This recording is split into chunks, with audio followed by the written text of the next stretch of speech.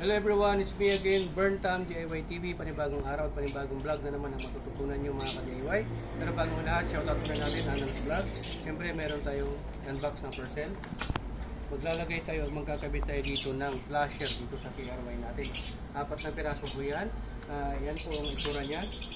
Ano? Actually pwede ito sa universal, pang CRF, KLX. Ito actually flexible po ito mga ka-DIY. Flexible po siya. Nabibili mo to for 600 pesos, 4 na piraso na. Mas maganda, mas mahal. At syempre kasama na yung shipping kasi may voucher po. Ayan. All we need to do is to remove this seat.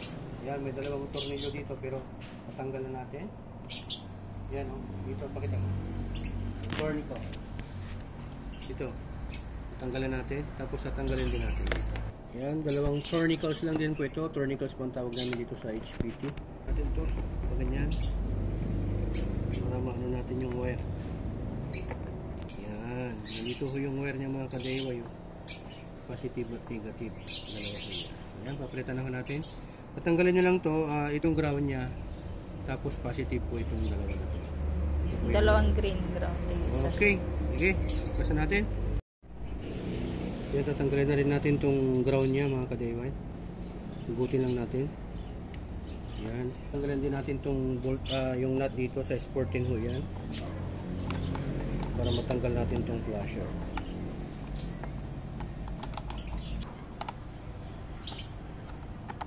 Yan, hawakan nyo po ito para hindi ko siya umikot yung sabay. Dapat may kontra. Yan, tanggalin na rin natin itong allen bolt dito na 3 para matanggal na. Ayan, tanggal na ho. So, ganyan ho ang itsura niya mga ka-DIY. Oh. Yan. Ayan, tanggal na mga yun. Ito kasi yung problema ito mga ka-DIY. Nilagay na natin ng electrical tape to kasi napuputol na, napapatid na dahil sa trail to. Ito yung sa may harapan. Actually pinalitan na natin yung sa harap. Yan o. Putol na, napatid na. Nakailang showglow na rin si Anand Vlog dito. Yan siya paglalagay dito. Iunan nyo yung kabit ng wire. Pasok na.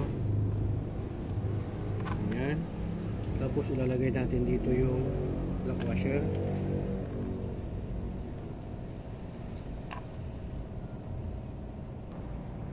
Ito yung tapos ihigpitan lang ho natin yan.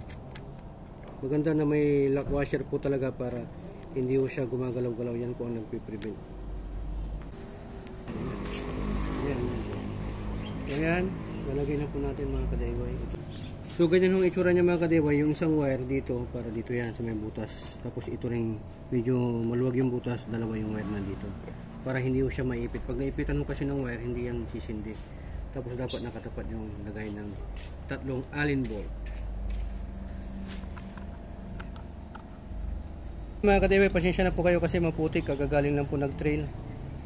Kaya pinalitan ko na kasi naputol. Nabali yung flasher dito. Lagyan namin ng show glue.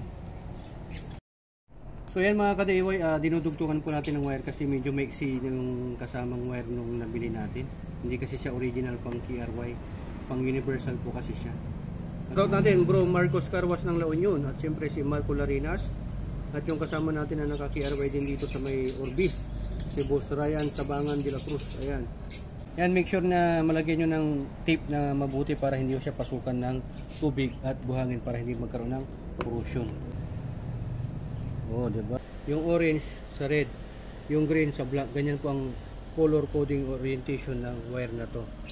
Kahit na magkaiba sila ng kulay, ganyan po, kasi yung iba, yung ground, green din po yan. Marami ho kasing, hindi porke positive red na. Hindi porke negative black na. Yan, ilalagay na natin. Tapat nyo lang yung butas nung dito para sa dalawang tournicles niya. At ito, ilalagay na natin pag ganyan. Tapos ito, may clip siya. Pasok lang natin. Yan, ilalagay na natin. Yung dalawang to. Meron siyang dito. Para dito yan. Yan, paglalagay nyo itong upuan mga ka-DIY, diinan nyo dito para lumagay din yung lock. Tapos ilalagay natin yung dalawang tornilyo. Tapat nyo lang. Yan. Yan, kabila naman. Kanan. Pogi. Dua. Yung ano niya, kunwari, masyado mataas o masyado mababa. I-ano na lang to, i-adjust nyo. Meron naman, pwede naman dito. Pwede nyo namang luwagan o higpitan dito. iikot po yan. Gamit lang po kayo ng size 14. Parang ganyan, pag hihigpitan natin, yung gamitan nyo lang, pag hihigpitan nyo to, kontrahan nyo to para hindi siya gumalaw.